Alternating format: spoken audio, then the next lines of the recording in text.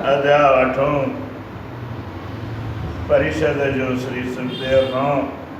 धर्म वेद पुराण ऐं योग अभ्यास बाबति पुछण। राजा परिषद एतिरी कथा ॿुधी मन में वीचार कयो। श्री सुखदेव श्री नारायण जी कथा चइनी वर्णन ॿुधण वास्ते चई आहे ऐं मूंखे बि उन्हनि जहिड़ो सम्झो अथनि।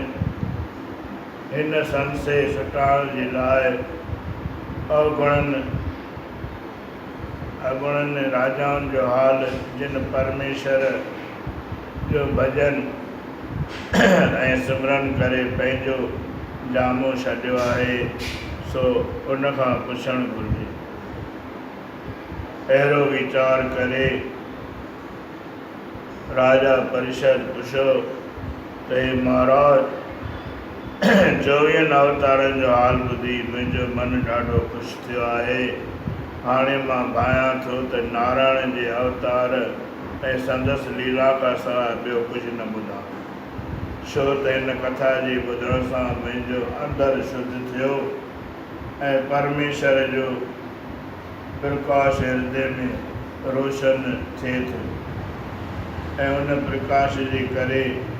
काम क्रोध लोभ मोह अहंकार मुंह में नथो रहे।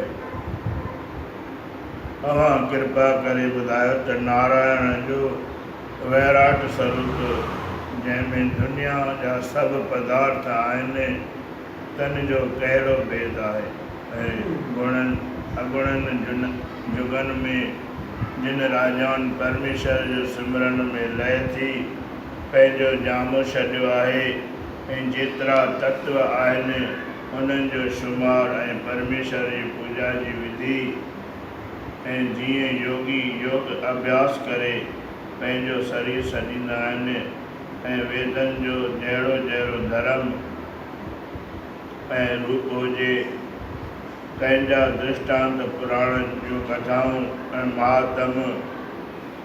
जीअं जगत में परलय थी ऐं जीअं यज्ञ कंदा आहिनि ऐं जीअं जीव नरक खां निकिरी था अचनि ऐं पाप करण वारनि जो मरण खां पोइ कहिड़ो हाल थींदो आहे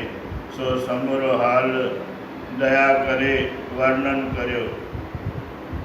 इहा ॻाल्हि ॿुधी श्री सुखदेव चयो त हे राजा, तव्हांखे हिन हाल पुछण जो कहिड़ो मतिलबु आहे? राजा हथ जोड़े चयो त हे महाराज,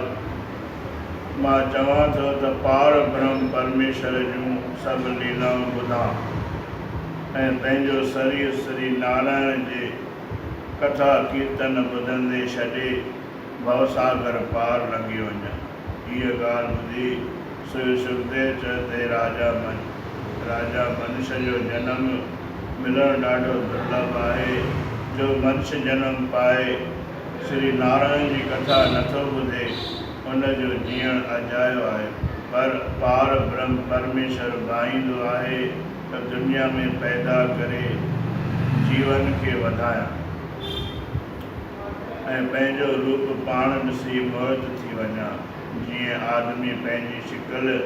शीशे में ॾिसंदो आहे ऐं शीशे जो ऊंधे करण सां वरी कुझु बि ॾिसण में न ईंदो आहे,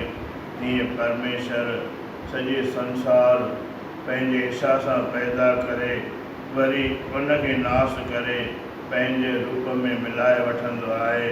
इन्हीअ करे ज्ञानीअ खे घुरिजे त